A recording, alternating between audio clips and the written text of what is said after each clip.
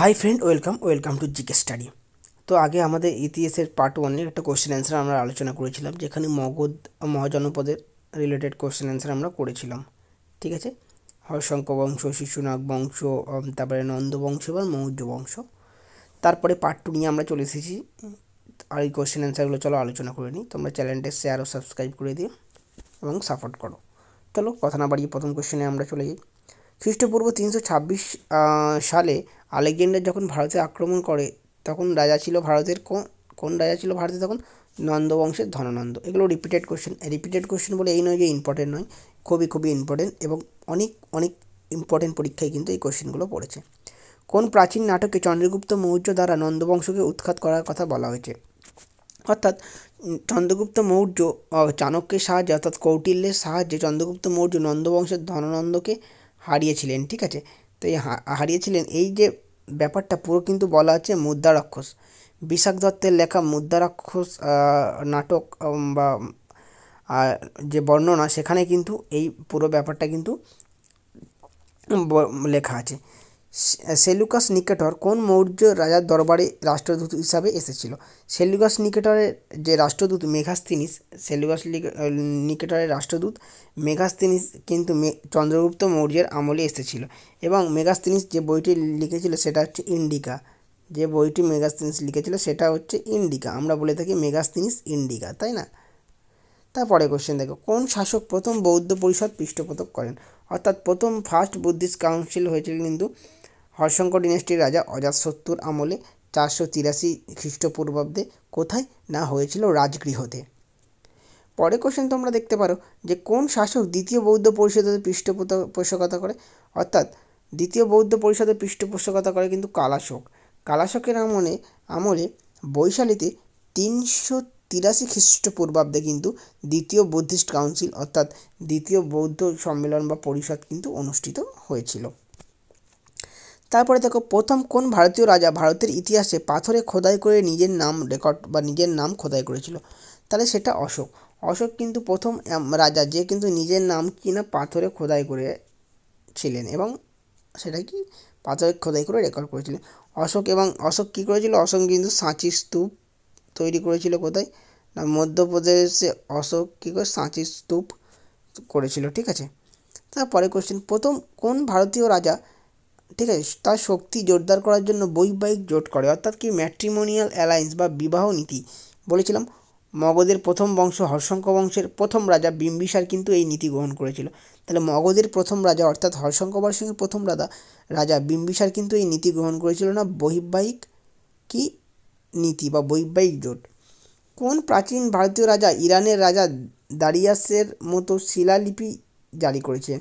অর্থাৎ প্রাচীন রাজা ইরানের রাজা আর কি দারিয়াসের মতো কিন্তু শিলালিপি জারি করেছিলেন আমাদের যে রাজা, সেটা হয়ে যাবে কিন্তু গ্রেট কিং অশোক। মৌর্য বংশের রাজা অশোক কিন্তু ইরানের রাজা দারিয়াসের মতো শিলালিপি জারি করেছিলেন। বিম্বিসারের অন্য নাম কি? বিম্বিসারের অন্য নাম বা উপাধি ছিল কি? শ্রেণিক। বিম্বিসার রাজগৃহ শহর তৈরি করেছিল, যেটাকে মগধের ক্যাপিটাল রাজধানী বানিয়েছিল, এবং বিম্বিসার একটা সৈন্য বা একটা আর্মি গঠন করেছিল যাকে সেনিয়া বলা হতো। যাকে কি বলা হতো? সেনিয়া। ঠিক আছে, মগধ ছিল কিন্তু হর্ষঙ্ক ডিনাস্টির প্রথম রাজা এবং মগধের প্রথম রাজা। পরে কোশ্চেন, শিশুনাগ বংশের শেষ রাজাকে? শিশুনাগ বংশের শেষ রাজা হচ্ছে নন্দীবর্মন, এবং শিশুনাগ বংশের প্রথম রাজাকে? শিশুনাগ বংশের প্রথম রাজা হচ্ছে শিশুনাগের ছেলে ছিল কালাশোক। ঠিক আছে, কালাশোকের আমলে কিন্তু দ্বিতীয় বৌদ্ধিস্ট কাউন্সিল হয়েছিল। কোন শাসককে ভারতীয় ইতিহাসের প্রথম সাম্রাজ্য নির্মাতা বলা হয়? ভারতীয় ইতিহাসের প্রথম সাম্রাজ্য নির্মাতা বলা হয় কিন্তু মহাপদ্মনন্দকে। তাহলে নন্দবংশের প্রতিষ্ঠাতা মহাপদ্মনন্দকে ভারতীয় ইতিহাসে প্রথম সাম্রাজ্য নির্মাতা বলা হয়। মহাপদ্মনন্দের যেই নন্দবংশ হচ্ছে প্রথম অক্ষত্রিয় বংশ, যারা কিন্তু মগধে রাজত্ব করেছিল। অক্ষত্রিয় বংশ অর্থাৎ নিচু জাতের বংশ। মহাপদ্মনন্দের একাধিক উপাধি ছিল, যেমন হচ্ছে উগ্রসেন, একরাট। ঠিক আছে, উগ্রসেন, একরাট এবং আমাদের যেটা একছত্র এবং দ্বিতীয় পরশুরাম, এই উপাধিগুলো কিন্তু আমাদের মহাপদ্মনন্দের ছিল। নন্দবংশ প্রতিষ্ঠাতা কে করে? এখনই বললাম, নন্দবংশের প্রতিষ্ঠাতা করে কিন্তু মহাপদ্ম নন্দ। এবং নন্দবংশের রাজা ধননন্দের সময় কিন্তু আলেকজান্ডার ভারতে আক্রমণ করেছিল। মগধে কোন শাসক গঙ্গা নদীর তীরে পাটালিপুত্র শহর আবিষ্কার করে? তাহলে গঙ্গা নদীর তীরে পাটালিপুত্র, এখন যেটা আমরা পাটনা নামে জেনে থাকি, সেই পাটালিপুত্র আবিষ্কার করেন কিন্তু হর্ষঙ্ক বংশের রাজা অজাতশত্রু। কে? হর্ষঙ্ক বংশের রাজা অজাতশত্রু কিন্তু মগধে কী করেছিল না, পাটালিপুত্র শহর স্থাপন করেছিল। গৌতম বুদ্ধের মহাপরিনির্বাণের সময় কে মগধের রাজা ছিল? অর্থাৎ গৌতম বুদ্ধ যখন মারা গিয়েছিল, তাহলে তখন মগধের রাজা ছিল কিন্তু অজাতশত্রু। অর্থাৎ অজাতশত্রুর আমলেই কিন্তু গৌতম বুদ্ধ মহাপরিনির্বাণ অর্থাৎ মৃত্যু গ্রহণ করেছিল। মগধে কোন রাজা মহাবীর এবং বুদ্ধদেব উভয় সমসাময়িক ছিলেন? সেটা হয়ে যাবে অজাতশত্রু। এই অজাতশত্রু হচ্ছে মহাবীর, অর্থাৎ জৈন ধর্মের মহাবীর, 24তম তীর্থঙ্কর মহাবীর, এবং বুদ্ধদেব গৌতম বুদ্ধ দুজনের কিন্তু সমসাময়িক ছিল অজাতশত্রু। চলে যাবো, পাটনার নিকটে প্রাচীন রাজগৃহ যে আধুনিক রাজগৃহ, এটি কী করে? এটি কে আবিষ্কার বা কে স্থাপন করে, প্রতিষ্ঠিত করে? তাহলে মগধের প্রথম বংশ হর্ষঙ্ক ডিনাস্টির প্রথম রাজা অর্থাৎ মগধের প্রথম রাজা বিম্বিসার কিন্তু এই রাজগৃহ কিন্তু কী করেছিল না, রাজধানী হিসাবে প্রথম স্থাপন করে। মগধের প্রথম রাজধানী হচ্ছে কি বিম্বিসার রাজগৃহ, যেটি স্থাপন করেন বিম্বিসার। কে অঙ্গকে মগধের সাথে যুক্ত করেছিল? অর্থাৎ অঙ্গ মহাজনপদকে মগধের সাথে যুক্ত করেছিল কিন্তু আমাদের বিম্বিসার কিন্তু অঙ্গ মহাজনপদকে কি মগধের সাথে যুক্ত করেছিল এবং মগধকে আরও পাওয়ারফুল শক্তিশালী করেছিল। গ্রিক গ্রন্থে কাকে অমৃতকোট হিসাবে উল্লেখ করা হয়েছে? অর্থাৎ গ্রিকদের গ্রন্থ আছে, সেই গ্রন্থে বিম্বিসারকে কিন্তু অমৃতকোট বলে উল্লেখ করা হয়েছিল। Very very important question. Greek গ্রন্থে অমৃতকোট বলে উল্লেখ করা হয়েছে বিম্বিসারকে। গোদাবরী নদীর তীরে কোন মহাজনপদ অবস্থিত ছিল? গোদাবরী নদীর তীরে কিন্তু অসমক মহাজনপদ মানে উপস্থিত ছিল। তাহলে আমাদের 16 মহাজনপদ অর্থাৎ 16টা যে মহাজনপদ আছে, এই 16টা মহাজনপদের, ঠিক আছে, 16টা মহাজনপদের মধ্যে 15টা মহাজনপদ ছিল উত্তর ভারতে, আর একটি মহাজনপদ ছিল দক্ষিণ ভারতে। তাই এই একটি মহাজনপদ যেটা ছিল দক্ষিণ ভারতে, সেটা হচ্ছে অসমক। এই অসমক কোথায় ছিল না, গোদাবরী নদীর তীরে অবস্থিত ছিল এই অসমক ছিল একমাত্র মহাজনপদ, যে মহাজনপদ কোথায় না, দক্ষিণ ভারতে অবস্থিত। বাকি 15টা মহাজনপদ কিন্তু সবই উত্তর ভারতে। উত্তর বিহারের প্রাচীন নাম কী ছিল? উত্তর বিহারের প্রাচীন নাম হচ্ছে ভাজ্জি মহাজনপদ বা ভাজ্জি। বৎস মহাজনপদের রাজধানীর নাম কী ছিল? বৎস মহাজনপদের রাজধানীর নাম ছিল কিন্তু কৌশাম্বী। চলে যাবো আমরা পরের কোশ্চেন। একমাত্র কোন ষোড়শ মহাজনপদটি দক্ষিণ ভারতে ছিল? এক্ষুনি বললাম একমাত্র অসমক মহাজনপদটি কিন্তু 16টা মহাজনপদ অর্থাৎ ষোড়শ মহাজনপদের মধ্যে অসমক এই মহাজনপদটি কিন্তু দক্ষিণ ভারতে অবস্থিত ছিল, যেটা হচ্ছে গোদাবরী নদীর তীরবর্তী অঞ্চলে। জনপদীয় যুগে এলাহাবাদ কী নামে পরিচিত ছিল? দেখো, এলাহাবাদ তখন কিন্তু বৎস মহাজনপদ নামে পরিচিত। এখন যেটা এলাহাবাদ, তখন সেটা কিন্তু বৎস মহাজনপদ নামে পরিচিত ছিল। তক্ষশিলা কোন প্রাচীন মহাজনপদের রাজধানী ছিল? তক্ষশিলা কিন্তু গান্ধার মহাজনপদের রাজধানী ছিল। Very very important question. Takshashila হচ্ছে গান্ধার মহাজনপদের রাজধানী ছিল। উত্তর পথ ও দক্ষিণ পথের সংযোগস্থলে কোন মহাজনপদ ছিল? অর্থাৎ উত্তর পথ এবং দক্ষিণ পথ মানে উত্তর ভারত এবং দক্ষিণ ভারত, এই দুই ভারতের সংযোগস্থলে কিন্তু সুরসেন মহাজনপদ ছিল। 16টা মহাজনপদের মধ্যে অন্যতম মহাজনপদ সুরসেন মহাজনপদ কিন্তু উত্তর ভারত এবং দক্ষিণ ভারত অর্থাৎ উত্তর পথ এবং দক্ষিণ পথের সংযোগস্থলে অবস্থিত ছিল। প্রাচীন রাজ্য কোশালার রাজধানী কী ছিল? তাহলে কোশালার রাজধানী, আসলে কোশালা মহাজনপদের রাজধানী ছিল কিন্তু শ্রাবন্তী। গৌতম বুদ্ধ কোন মহাজনপদে মারা যায়? গৌতম বুদ্ধ যে মহাজনপদে মারা যায়, সেই মহাজনপদটা হচ্ছে মল্ল মহাজনপদ। গৌতম বুদ্ধ মল্ল মহাজনপদে কিন্তু মারা যায়। গৌতম বুদ্ধ যখন মল্ল মহাজনপদে মারা যায়, তখন মগধে কোন রাজা ছিল? গৌতম বুদ্ধ মারা যায় কিন্তু মল্ল মহাজনপদে, কিন্তু মগধ মহাজনপদে বা মগধে তখন রাজা ছিল কিন্তু অজাতশত্রু। ঠিক আছে, চলে যাবো আমরা পরে কোশ্চেন। বিখ্যাত মথুরা শহরটি কোন প্রাচীন মহাজনপদে অবস্থিত? Very very important. মথুরা যেটা হচ্ছে সুরসেন মহাজনপদের রাজধানী ছিল মথুরা। সুরসেন ছিল কিন্তু নাকি উত্তর পথ এবং দক্ষিণ পথের সংযোগস্থলে, অর্থাৎ উত্তর ভারত এবং দক্ষিণ ভারতের সংযোগস্থলে সুরসেন ছিল। এই সুরসেনের রাজধানী ছিল কিন্তু মথুরা। চলে যাবো, মগধের কোন রাজা সর্বপ্রথম দক্ষিণ ভারতের বিস্তৃত অংশ জয় করে? দেখো, মগধ আমাদের যেহেতু উত্তর ভারতে অর্থাৎ পূর্ব ভারতের দিকে বিহারে অবস্থিত, উত্তর ভারতের পূর্ব দিকে অবস্থিত। ঠিক আছে, তাহলে এই মগধের যে রাজা অনেকগুলো বংশ ছিল, হর্ষঙ্ক, শিশুনাগ, নন্দ এবং মৌর্য। এই মৌর্য বংশের চন্দ্রগুপ্ত মৌর্য প্রথম কিন্তু বিহার থেকে অর্থাৎ উত্তর ভারত থেকে কিন্তু দক্ষিণ ভারতে কী করে, বিস্তীর্ণ অঞ্চল জয় করে। দক্ষিণ ভারতে বিস্তীর্ণ অঞ্চল কী করে, জয় করে। কে? চন্দ্রগুপ্ত মৌর্য। চন্দ্রগুপ্ত মৌর্যের গুরু বা সভাকবি কে ছিল? চাণক্য বা কৌটিল্য, যার ভালো নাম হচ্ছে বিষ্ণুগুপ্ত। কৌটিল্যর লেখা বইয়ের নাম কি? অস্ত্রশাস্ত্র। ঠিক আছে। আলেকজান্ডার কোন দেশের রাজা ছিলেন? আলেকজান্ডার ছিল ইউরোপ মহাদেশের ম্যাসেডোনিয়ানের রাজা ছিলেন। এটা ইম্পর্টেন্ট কোশ্চেন আছে। আলেকজান্ডার ছিল ইউরোপ মহাদেশের ম্যাসেডোনিয়ান রাজা ছিলেন। আলেকজান্ডার ভারতে আক্রমণ করে 326 খ্রিস্টপূর্বাব্দে, যখন ভারতে মগধের রাজা ছিল ধননন্দ, এবং আলেকজান্ডার পুরুর সাথে ঝেলাম নদীর তীরে যুদ্ধ করেছিল, যে যুদ্ধের নাম হচ্ছে ঝেলামের যুদ্ধ বা হেদাসপাতের যুদ্ধ। মহাজন শব্দের অর্থ কী? মহাজনপদ শব্দ বা মহাজনপদের শব্দের অর্থ হচ্ছে বৃহৎ রাজ্য।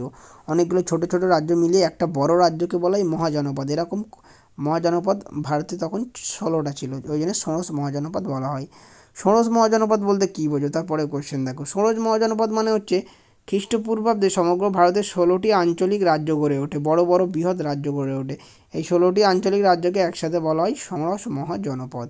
কী বলা হয়? ষোড়শ মহাজনপদ। চলো আমরা পরে কোশ্চেনে যাই। ষোড়শ মহাজনপদের মধ্যে কোন দুটি প্রজাতান্ত্রিক ছিল? বৃজ্জি এবং মল্ল, এই দুটি ছিল প্রজাতান্ত্রিক অর্থাৎ রিপাবলিক, মানে এখানে মানুষের দ্বারা নির্বাচিত রাজারা রাজত্ব করত। ষোড়শ মহাজনপদের এই দুটি রাজ্য ছিল, যেটা হচ্ছে প্রজাতান্ত্রিক, একটা হচ্ছে বৃজ্জি এবং একটা হচ্ছে মল্ল। বাকি 14টা ছিল কিন্তু কি না, রিপাবলিক ছিল না, অর্থাৎ প্রজাতান্ত্রিক ছিল না, তারা ছিল কিন্তু রাষ্ট্রযন্ত্র। ঠিক আছে, মোনার্ক, রাষ্ট্রযন্ত্র দ্বারা নিয়ন্ত্রিত হতো বাকি 14টা। কিন্তু বৃজ্জি এবং মল্ল কিন্তু কী দ্বারা নিয়ন্ত্রিত হতো না, প্রজাতান্ত্রিকভাবে নিয়ন্ত্রিত হতো। ষোড়শ মহাজনপদগুলির মধ্যে কতগুলি রাজ্য রাজতান্ত্রিক ছিল? দেখো, ষোড়শ মহাজনপদে 16টার মধ্যে হচ্ছে 2টো ছিল বৃজ্জি এবং মল্ল ছিল প্রজাতান্ত্রিক, মানে যেখানে প্রজারা তাদের নির্বাচিত লোকদের দিয়ে, নির্বাচিত ব্যক্তিদের দিয়ে রাজ্য পরিচালনা করত। আর বাকি 14টা ছিল রাজতান্ত্রিক মানে যেখানটা হচ্ছে রাজারা রাজ্য পরিচালনা করতো। ঠিক আছে, রাজ্যের হেড ছিল রাজা। সেটা হচ্ছে কি না, সেটা হচ্ছে 14টি মহাজনপদ। ষোড়শ মহাজনপদগুলির মধ্যে কোন মহাজনপদ কালক্রমে সাম্রাজ্যে পরিণত হয়? দেখো, ষোড়শ মহাজনপদের মধ্যে সবথেকে শক্তিশালী ছিল কিন্তু মগধ মহাজনপদ। আস্তে আস্তে বিভিন্ন আগনা, কাশী এবং অন্যান্য যত ধরনের মহাজনপদ ছিল তাদেরকে দখল করে কিন্তু কালক্রমে মগধ একটা কী হিসাবে পরিণত লাভ করে? সাম্রাজ্য হিসাবে পরিণত লাভ করে। মগধের প্রথম রাজধানী ছিল রাজগৃহ, এবং পরে রাজধানী হয় কি? পাটালিপুত্র। ঠিক আছে। চম্পা কোন মহাজনপদের রাজধানী ছিল? চম্পা ছিল কিন্তু অঙ্গ মহাজনপদের রাজধানী। কুরু মহাজনপদের রাজধানী কোথায় ছিল? কুরু মহাজনপদের রাজধানী ছিল কিন্তু ইন্দ্রপ্রস্থ। কুরু মহাজনপদের রাজধানী ছিল ইন্দ্রপ্রস্থ, যেটা এখন বর্তমানে আমরা বলতে পারি দিল্লি। ঠিক আছে, বা দিল্লির প্রাচীন নাম কি যদি বলে, তাহলে আমরা বলবো Indraprastha. Is very very important. এটা কিন্তু অনেক এক্সামে এই কোশ্চেনটা আমি দেখেছি, যে দিল্লির পূর্ব নাম কী ছিল, বা ইন্দ্রপ্রস্থের বর্তমান নাম কী ছিল। দিল্লির পূর্ব নাম হচ্ছে ইন্দ্রপ্রস্থ। ঠিক আছে, এই ইন্দ্রপ্রস্থ কিন্তু কুরু মহাজনপদের রাজধানী ছিল। ষোড়শ মহাজনপদগুলির মধ্যে কোন রাজ্যটি 8টি উপজাতির গোষ্ঠীর সমন্বয়ে গঠিত? অর্থাৎ ব্রিজি হচ্ছে আমাদের প্রজাতান্ত্রিক, অর্থাৎ যেখানে মানুষরা ভোটদানের মাধ্যমে নির্বাচিত লোক সেই রাজতন্ত্র পরিচালনা করত।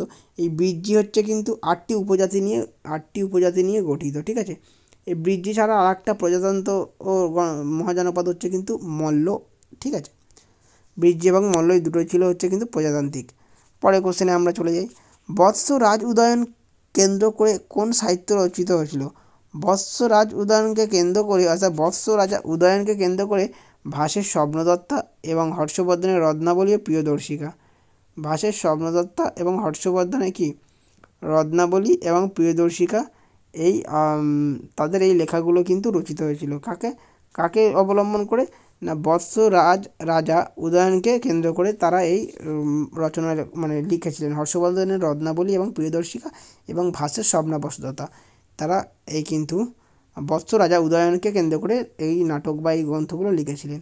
ষোড়শ মহাজনপদে কোনটি রাষ্ট্রসংঘ নামে পরিচিত? অর্থাৎ ষোড়শ মহাজনপদের রাষ্ট্রসংঘ নামে পরিচিত কিন্তু ব্রিজি রাষ্ট্রসংঘ নামে পরিচিত কেন? ব্রিজি প্রথম ছিল হচ্ছে প্রজাতান্ত্রিক, ব্রিজি এবং মল্ল ছিল প্রজাতান্ত্রিক। এছাড়া হচ্ছে ব্রিজি 36টি গণরাজ্য মিলে তৈরি, অর্থাৎ 36টি ছোটো ছোটো রাজ্য নিয়ে ব্রিজি মহাজনপদ তৈরি। ঠিক আছে, যেখানে অজাতশত্রুর বিরুদ্ধে যুদ্ধ করেছিল, যদিও পরাজিত হয়, তাই বৃজ্জিকে রাষ্ট্রসংঘ বলা হয়।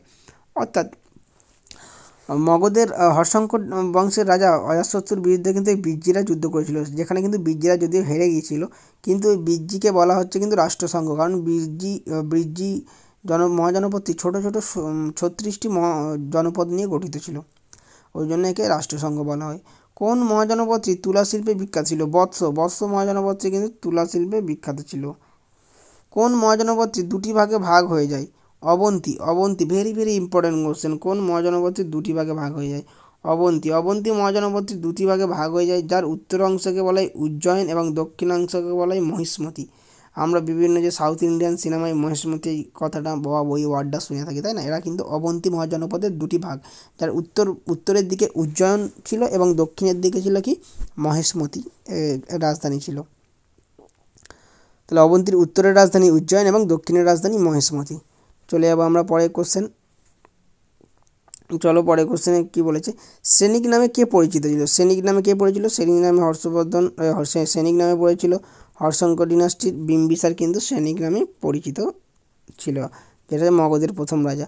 অজাতশত্রু কোথায় জলদুর্গ নির্মাণ করে? অজাতশত্রু কিন্তু পাটালি অর্থাৎ পাটালিপুত্রতে কিন্তু জলদুর্গ কি নির্মাণ করেন, এবং অজাতশত্রুর আমলে কিন্তু প্রথম কি হয়েছিল, প্রথম বুদ্ধিস্ট কাউন্সিল হয়েছিল। হর্ষঙ্ক বংশের শেষ রাজার নাম কি? হর্ষঙ্ক বংশের শেষ রাজার নাম হচ্ছে নাগাদাস। এই নাগাদাসকে শিশুনাগ হারিয়ে দিয়েছিল, দিয়ে শিশুনাগ বংশ প্রতিষ্ঠা করেছিল। অজাতশত্রু দীর্ঘ 16 বছর যুদ্ধ করার পর ভাজ্জি দখল করেছিল। তাহলে মগধের রাজা অজাতশত্রু ভাজ্জি মহাজনপদ দখল করেছিল দীর্ঘ 16 বছর যুদ্ধ করার পর। কত বছর? দীর্ঘ 16 বছর যুদ্ধ করার পর কিন্তু ভাজ্জি দখল করেছিল।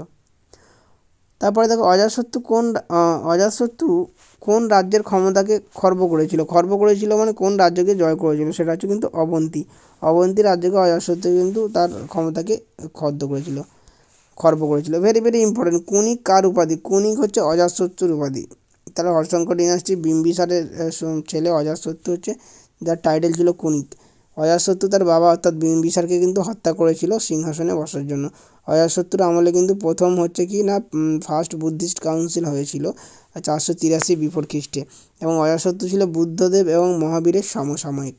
সেই অজাতশত্রুর টাইটেল হচ্ছে কুনিক।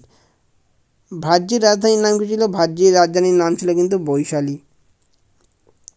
তারপরে চলে যাব, হর্ষঙ্ক বংশের রাজধানী কোথায় ছিল? হর্ষঙ্ক বংশের রাজধানী ছিল কিন্তু রাজগৃহ। হর্ষঙ্ক বংশের রাজধানী ছিল রাজগৃহ, যেটি স্থাপন করেন কিন্তু বিম্বিসার। কোন মহাশিলা কণ্টক ও রথমুসল নামক দুটি অস্ত্র যুদ্ধে ব্যবহার করতেন? অজাতশত্রু তিনি যুদ্ধে যে দুটো অস্ত্র ব্যবহার করতেন তার নাম হচ্ছে মহাশিলাকণ্টক এবং রথমুসল। কোন নদীর তীরে মিলনস্থলে পাটালিপুত্র অবস্থিত? তাহলে মগধের রাজধানী পাটালিপুত্র গঙ্গা এবং সোন নদী, যেটা বিহারে অবস্থিত, এই নদীর মধ্যবর্তী সংযোগস্থলে কিন্তু এই পাটালিপুত্র রাজধানীটি অবস্থিত। শিশুনাগ অস্থায়ীভাবে কোথায় তার রাজধানী স্থানান্তরিত করেছিল? তাহলে শিশুনাগ বংশের রাজা প্রতিষ্ঠাতা শিশুনাগ তাহলে পাটালিপুত্র থেকে রাজধানী স্থানান্তরিত করেছিল বৈশালীতে। কোন শাসকের আমলে দ্বিতীয় বৌদ্ধ অধিবেশন হয়? কালাশোকের আমলে কিন্তু দ্বিতীয় বৌদ্ধ সংহতি হয়। প্রথম বৌদ্ধ সংহতি হয় কিন্তু অজাতশত্রুর আমলে, এবং কালাশোকের আমলে 383 খ্রিস্টপূর্বাব্দে কিন্তু দ্বিতীয় বৌদ্ধ সংগীতি হয় বৈশালীতে। দ্বিতীয় বৌদ্ধ সংগীতি 383 খ্রিস্টাব্দে হয়, এক্ষুনি বললাম। শিশুনাগ কোথাকার সিংহাসনে রাজা হিসাবে? শিশুনাগ কিন্তু মগধের রাজা হয়। হর্ষঙ্ক ডিনাস্টির পরে কিন্তু হর্ষঙ্ক ডিনাস্টির শেষ রাজা নাগাদাসকে হারিয়ে কিন্তু শিশুনাগ মগধের রাজা হন।